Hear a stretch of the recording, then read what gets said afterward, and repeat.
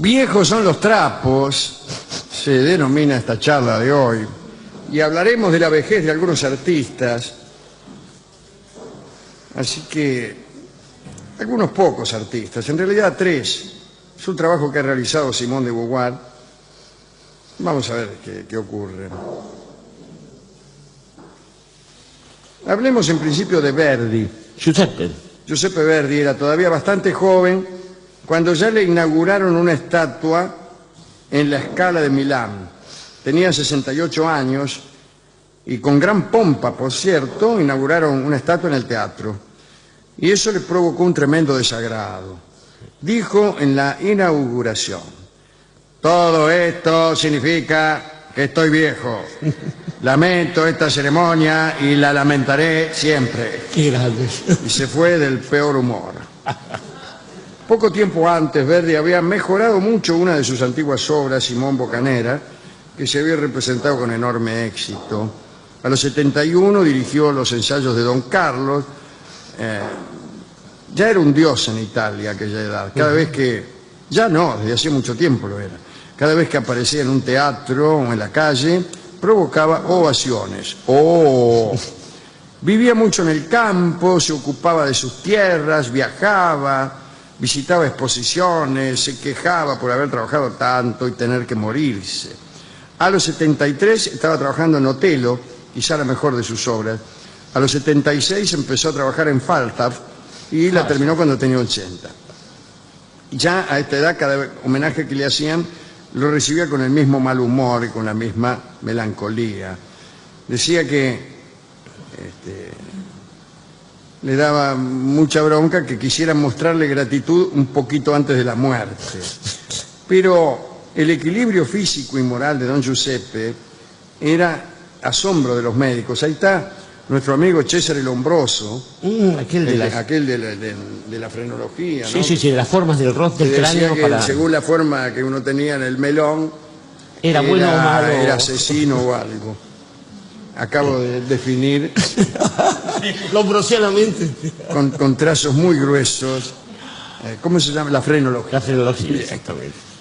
Y Lombroso, que mucha fe no merecía ciertamente, escribió: la anomalía es tan grande, tan extraordinaria, esta voz tenía Lombroso, que puede confundir las ideas de lo que se ha investigado. Dice: Verdi no envejece, decía Lombroso totalmente seguro.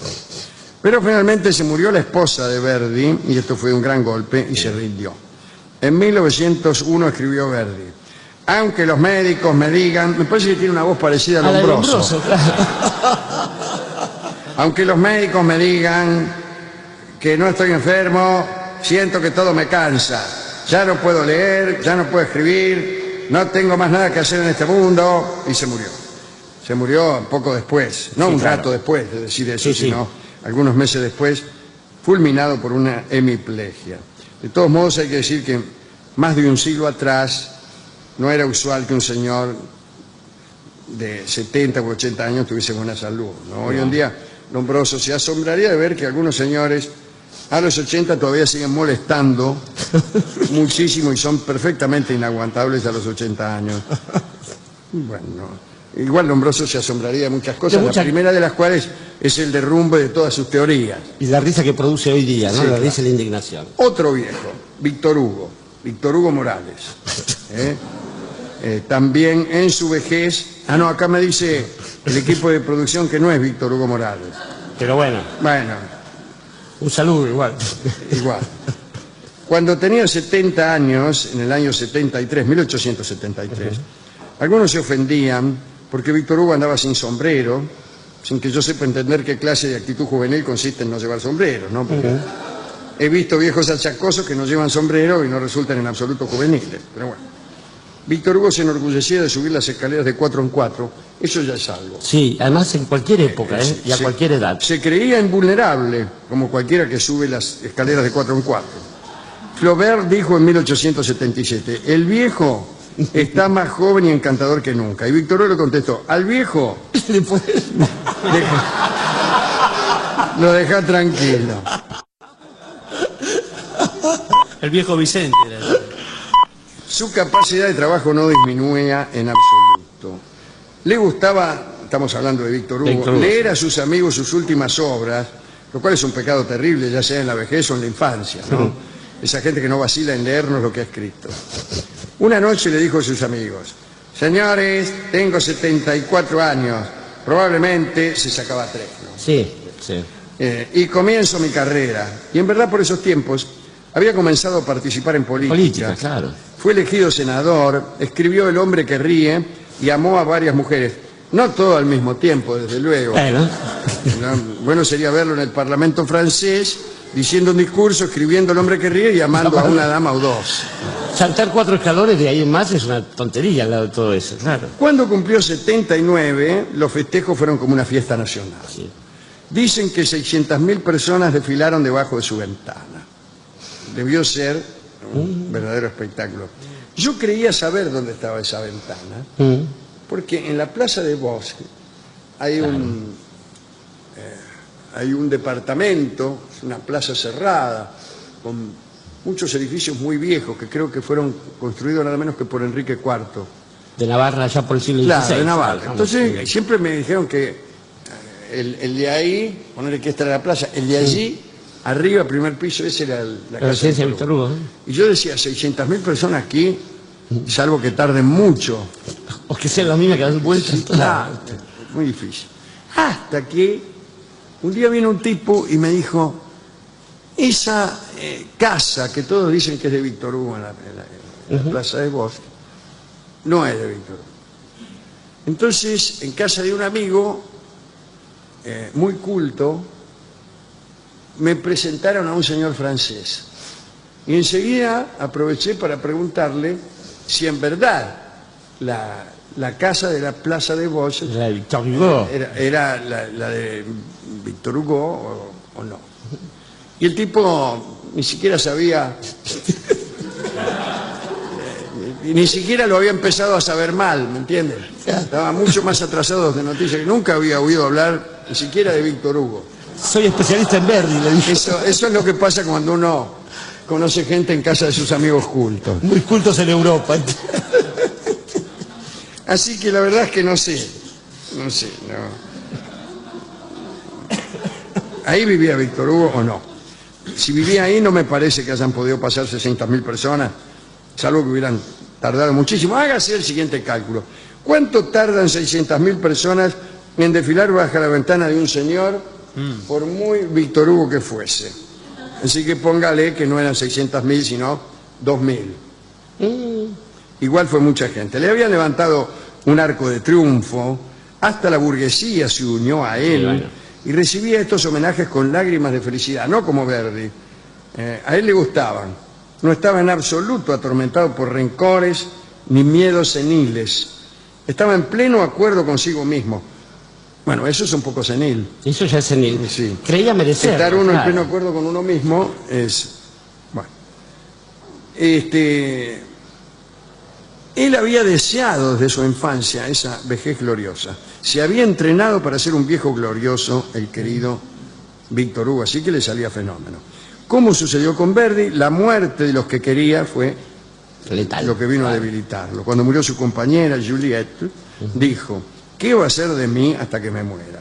Le molestaba profundamente que la gente se le muriera. Así que a los 83 años, debilitado por tantas ausencias dolorosas, empezó a hartarse de su gloria y dijo: es hora de que deje al mundo libre de mí. Y siguió diciendo: esta hermosa inteligencia, hablaba de él mismo, ¿no? Sí, como quien dice, este cuerpito.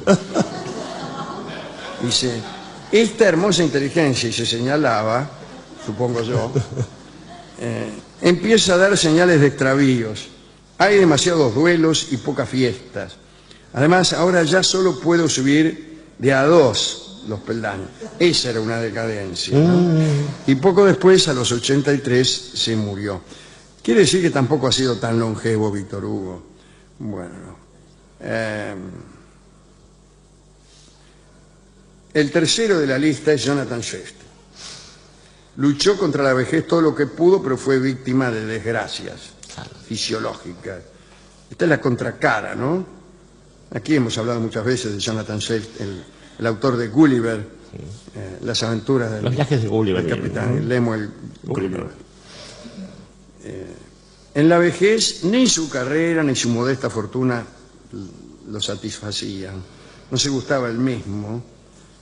Desde la figura de los Struldbrugs, ¿se acuerda? Aquellos seres que él mismo había inventado, que eran como unos inmortales que había y que se volvían secos al envejecer, como cigarra.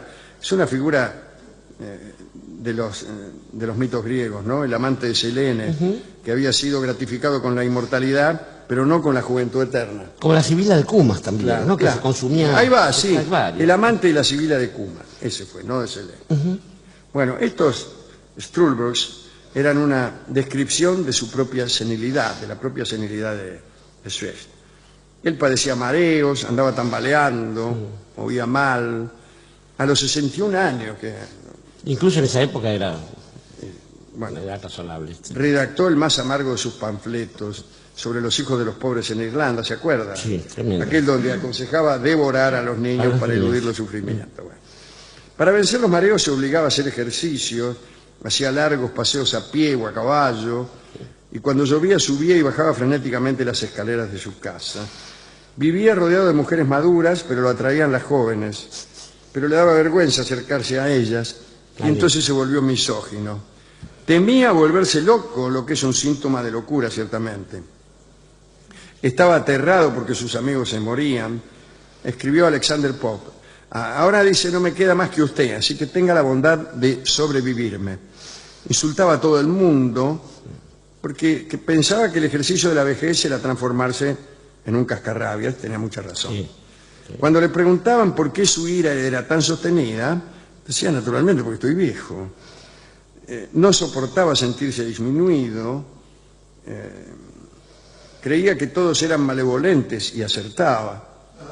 No toleraba, incluso no toleraba, el optimismo atolondrado de los que no notaban su decadencia. Quiero decir, los que decían, no, pero si usted está fenómeno, porque él sabía perfectamente que sus ideas eran cada vez peores, ¿no? Y es siniestro notar la propia decadencia, casi una paradoja, porque calcule usted, hay que tener una cierta estatura para reconocer la propia decadencia, pero es posible hacerlo. Algunos hacen el siguiente y falso razonamiento.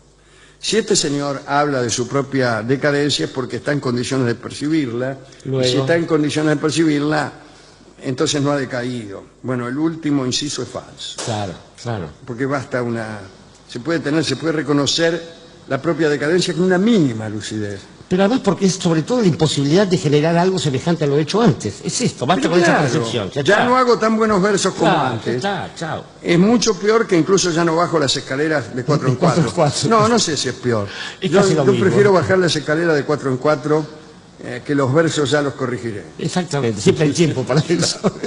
Sí. Cuando me caiga. Bueno, el caso es que a los 70 años Swift se agarró a trompadas con un canónigo y le dijeron que ya no estaba sano ni de espíritu ni de memoria, y entonces ya se volvió loco. Claro. Aprovechó, ¿no? Se volvió loco redondamente, del modo más ostensible e indiscutible. Cuando él decía estoy loco, nadie se lo discutía. A lo mejor no se lo discutían porque ya se sabe que no conviene discutir con los locos. Hay que darle la razón. Pero decía yo estoy loco, tiene razón, don Swift, ¿no? Bueno, y este es el tercero de los grandes viejos que hemos examinado hoy. 2 terminaron muy bien y el tercero mal. Igual, Alejandro, se me estaba ocurriendo, estaba pensando que en algunos casos, y creo que ahí hay una correspondencia entre Verdi y Victor Hugo, que tiene que ver con el estar un paso más afuera de la historia, por el sentido de la cosa banal de la historia. Verdi, uno tiene la impresión, porque Verdi, digamos, no participaba en política del modo en que lo hizo Victor Hugo, pero recordemos que con su nombre se construía un acróstico que era nada menos... Los italiani uniti, claro, crecieron a la sombra de su música. Vittorio Emanuele Re d'Italia eran las claro. letras que componían Verdi, y fue una consigna política. Más aún, yo pensaba después el Va Pensiero, esa bella canción, fue el himno de los italianos. Qué paradoja sería que Verdi, y en eso se habría dado cuenta rápidamente el viejo Giuseppe, hubiese visto que Va Pensiero es el himno de la Liga Lombarda, los separatistas del norte de Italia, que son profundamente antisemita cuando cuenta la historia del pueblo judío, ¿no? Él se hubiera reído de esas cosas. Y pensaba que, bueno, Falstaff, que usted contaba como la compuso, es una obra maravillosa donde se habla de esta posibilidad de una vejez en la cual no aparezcan los lugares comunes de la vejez. Y quizás un hombre que ha vivido a contrapelo de los lugares comunes de la sociedad, bien pueda encontrar un vericueto como para zafar de eso. Por otra parte, es bien lógico que le rompiera la paciencia, que le hicieran monumentos. Usted recordará el caso de Rossini, que también le hicieron una estatua y el tipo hizo las bromas. O Flaubert, que terminó haciendo una burla a Van la Mort, más que a Van el hecho de lo que sería su propio funeral. Esta gente no precisa esos homenajes que, como, permítame que me tome esta libertad, usted ha sido protagonista de algunas sesiones de homenaje donde hubiera estado más cómodo mirándola desde afuera. Hay homenajes que sí tienen peso para un gran creador, para un gran artista, y otros que son puro oropel. Digo, en el caso de Víctor Hugo, además, sentía que tenía sentido eso, por algo que hemos hablado más de una vez con usted. ¿Cómo me gustaría que mi madre me viera recibiendo el premio de tal cosa? No estando ella, el resto, eso ojalá. ¿Para qué? Si vos ya sabés que escribo bien, qué sé yo. Y estaba pensando, en estos días he estado dando vueltas con una frase que me volvió después de muchos años, la adolescencia de Juan Jacobo Rousseau, donde habla de que la mayoría de los hombres, dice, hacen que coincidan sus convicciones con sus conveniencias. Y yo creo que no es así. Creo que brutalmente no es así. Creo que en la historia de la patria, sobre todo, eso ha sido muy distinto. Y en la historia de los artistas, esto también es muy distinto. La convicción de un hombre que es muy grande, como Víctor Hugo, seguramente le podía convenir y le convino un rato, pero seguramente no tenía que ver con su lucidez. Es decir, es alguien que podía escuchar que le dijeran cosas acerca de su edad o de su grandeza, y las dos son mentiras. Ni era tan viejo como pensaban los maledicentes, ni era tan grande como pensaban los chupamedias. Y quizás uno tiene que acostumbrarse a saber que las convicciones van por otro carril que las conveniencias, y que a lo sumo uno va a saber, más allá de las sobadas del lomo y las palmadas que le den, que hay una sola voz que va a querer decir que es hora de partir, cuando esa voz, que usted y yo sabemos cuál es, le diga: vamos, vamos, Zaino viejo. Y vamos, vamos, Zaino viejo, es la canción que vamos a escuchar ahora en la voz de Edmundo Rivero.